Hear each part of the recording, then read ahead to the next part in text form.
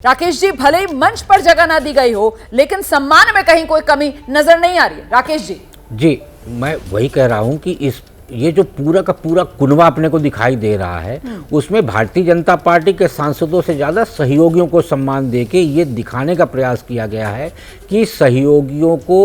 और एक बात, सबसे बड़ी बात ये है, और ये सब इसलिए भी हो रहा है कि जैसे बार बार अपन कहते हैं कि गठबंधन सरकार में कितनी बड़ी चुनौती है, हाँ। तो इस बार जो सबसे बड़ी चुनौती है प्रधानमंत्री बनने के बाद नरेंद्र मोदी जी के सामने, वो चुनौती ये होगी कि पहले वो निर्णय ले लेते थे, उसके बाद सूचनाएं गठबंधन को जाती थी, लेकिन अब सलाह लेने के बाद उनको निर्णय लेना पड़ेगा। ये एक बड़ी चुनौती का सामना करना पड़ सकता है नरेंद्र मोदी जी को। तो मुझे लगता है इसलिए गठबंधन को महत्व देने का काम आज से शुरू हो गया है। बिल्कुल। और ये जो आप देख रहे हैं, तारिक मंसूर नजर आए थे, अलीगढ़ मुस्लिम यूनिवर्सिटी के वाइस चांसलर रह चुके हैं और फिलहाल सांसद। और जरा ये तस्वीरें दिखाते हैं आपको।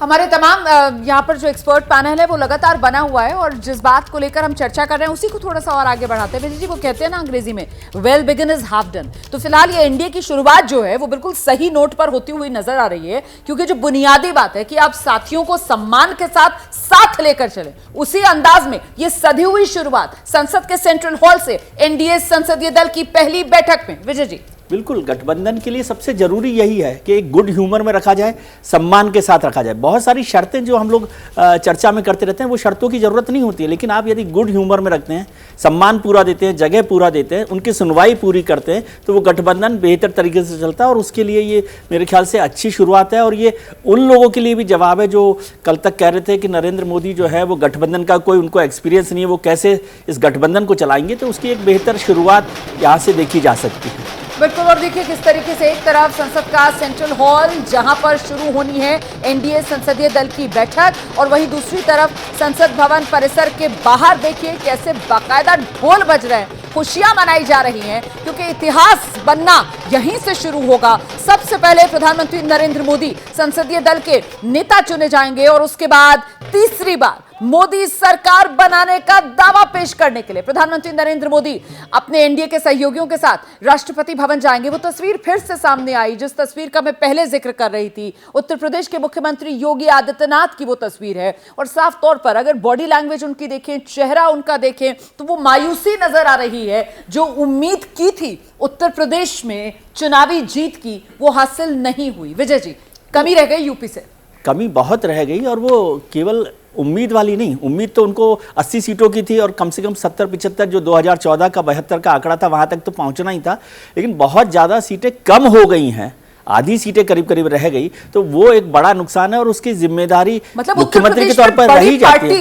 इस चुनाव में सबसे बड़ी पार्टी वो समाजवादी पार्टी बन गई, और उसमें 16 सीटों पर बीएसपी ने बचा दिया है भारतीय जनता पार्टी को, जो इंडिया गठबंधन का और विनिंग मार्जिन जो भारतीय जनता पार्टी का रहा है, उन 16 सीटों पर बीएसपी के वोट ज़्यादा हैं विनिंग मार्जिन से। अगर वो साथ होते या उस तरह की भूमिका में नहीं होते, तो भारतीय जनता पार्टी वो 16 सीटों का नुकसान हो सकता था। हालांकि देश भर में बीएसपी की वजह से एनडीए को 33 सीटों का नुकसान उठाना पड़ा।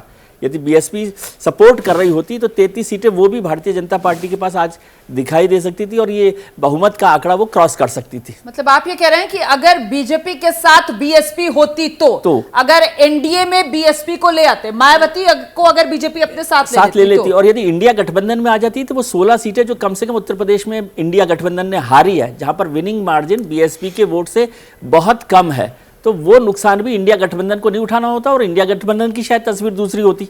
आज की तारीख में ये जो यहाँ पर बैठक हो रही है संसदीय दल की, वो इंडिया गठबंधन की संसदीय दल की बैठक हो रही होती। बिल्कुल। मणिपुर के मुख्यमंत्री एन बीरेन सिंह को बैठा हुआ देख रहे थे आप, गोवा के मुख्यमंत्री प्रमोद सावंत नजर आ रहे थे। तो देख रहे हैं आप किस तरीके से तमाम जो एनडीए शासित राज्य हैं उसके मुख्यमंत्री, डिप्टी सीएम सब मौजूद हैं यहाँ। एनडीए संसदीय दल की ये बैठक है, जाहिर सी बात है एनडीए के खेमे के तो जितने सांसद हैं वो सब मौजूद हैं, और एनडीए में जो सहयोगी दल हैं उन सहयोगी दलों के जो मुखिया हैं वो सब भी यहाँ पर मौजूद हैं। और सम्मान जो है वो बीजेपी की तरफ से अपने सभी साथियों को दिया जा रहा है। इस रूप में भी दिया जा रहा है कि अगर उनकी पार्टी से एक भी सांसद नहीं जीता तब भी संसदीय दल की बैठक में उन्हें आमंत्रित किया गया है, उनको सम्मान दिया गया है, जिसमें ओम प्रकाश राजभर से लेकर संजय निषाद तक सब यहां इस समय मौजूद नजर आ रहे हैं और इंतजार जो है वो सिर्फ प्रधानमंत्री नरेंद्र मोदी का है। जी संदीप जी। देखिए, सबको साथ लेके चलना पड़ेगा। ये ऐसी बारात हो गई है कि कई फूफा आए हुए हैं बारात में, वो नाराज हो गए तो पूरी बारात का और शादी का मजा बिगड़ जाएगा। इसीलिए जो है अब सबको सम्मान से सम्मान दिया जा रहा है, सबको पगड़ी पहनाई जा रही है और ये आपको सिलसिला 5 साल तक दिखाई देता रहेगा। नहीं, अभी बीएसपी की बात हो रही थी तो सिर्फ उत्तर प्रदेश में ही नहीं, मध्य प्रदेश की 4 सीटों पे बहुजन समाज पार्टी भाजपा के लिए वरदान साबित हुई है। मुरैना, भिंड, ग्वालियर और सतना 1.5 से 2 लाख की मार्जिन से बीएसपी के कैंडिडेट ले गए हैं और वही फायदा, क्योंकि यहाँ कांग्रेस के बागी खड़े थे बीएसपी से, और वो भारतीय जनता पार्टी को फायदा हुआ है। नहीं, 29 की 29 सीटें भारतीय जनता पार्टी को मध्य प्रदेश में इस बार नहीं मिलती। एक चुनौती थी मध्य प्रदेश में इस बार, लेकिन बहुजन समाज पार्टी उनके लिए वरदान साबित हुई। बिल्कुल, और फिलहाल तो ये तस्वीरें अपने आप में बेहद महत्वपूर्ण हो जाती हैं। ये हंसते मुस्कुराते खिलखिलाते चेहरे, नीतीश कुमार का चेहरा देखिए, कभी ऊपर की तरफ देखते हैं, कभी बराबर में बैठे हुए चंद्रबाबू नायडू, उनके साथ कुछ गुफ्तगू करते हैं। एनडीए में साथ पुराना है और एनडीए में दोनों की दोस्ती भी पुरानी, दोनों का जो बड़ा कद है वो भी देश ने देखा है और एक बार फिर ये मौका आया है कि दोनों किंगमेकर की भूमिका में एनडीए में मौजूद। आपने तो वो पुराना दौर भी देखा है विजय जी, और आज एक बार फिर से दोनों एनडीए में किंगमेकर की भूमिका में। किंग मेकर की भूमिका में है और नायडू साहब तो किंग मेकर की भूमिका में उस वक्त में जो नेशनल फ्रंट की गवर्नमेंट थी उसमें रहे और फिर बदलकर वाजपेयी सरकार में रहे। लेकिन बीजेपी को वो कसक याद रहेगी 1999 की कि जब टीडीपी के स्पीकर थे बाल योगी साहब और उनके एक फैसले ने वाजपेयी सरकार को गिरा दिया था। बाल योगी साहब ने, जो गिरधर गोमांग थे उड़ीसा के मुख्यमंत्री, उनको वोट देने की इजाजत दे दी थी और उस वजह से वाजपेयी सरकार गिर गई थी।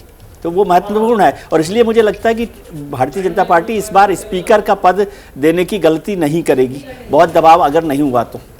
बिल्कुल, तो स्पीकर पद को लेकर यहां पर क्या फैसला लिया जाता है इस पर भी नजर, क्योंकि दबेखाने ये खबरें सामने आ रही हैं कि टीडीपी की तरफ से स्पीकर पद को लेकर दावा किया गया है, लेकिन जिस तरीके से इतिहास में बीजेपी को वो स्पीकर पद सहयोगी को देकर, और वो भी इन्हीं टीडीपी के कोटे के बाल योगी को स्पीकर बनाकर जो नुकसान उठाना पड़ा, उससे कहीं ना कहीं इस बार सबक लिया होगा और इसीलिए मन में धुकधुकी होगी कि स्पीकर पद तो किसी अन्य साथी को नहीं दिया जाए, उस पर तो दावा अपना ही बरकरार रखा जाए। जैसे ही घड़ी का काटा दोपहर 2:30 पे आए, बबीता जी का दिल सास बहू साजिश के लिए मचल जाए।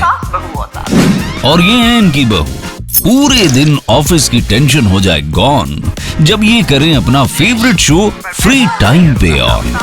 इनकी तरह आप भी देखिए अपना फेवरेट शो अपने टाइम पर और डाउनलोड कीजिए एबीपी लाइव ऐप अपने स्मार्ट टीवी पर।